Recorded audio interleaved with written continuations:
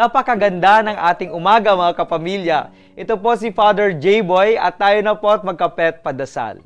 Ang karamihang kapamilya, kapag napupunta sa ibang lugar ay naghahanap ng kakilala. Ang panibagong karanasan ay isang pagkakataong makipagkaibigan.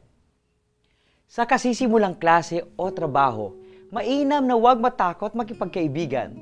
Minsan, ang pagkakaroon ng isa munang kaibigan ay nagiging daan sa marami pang ugnayan sa loob ng eskwelahan, trabaho o organisasyon.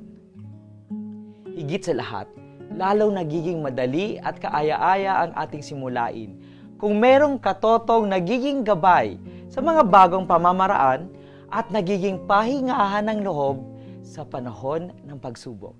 Magandang umaga po.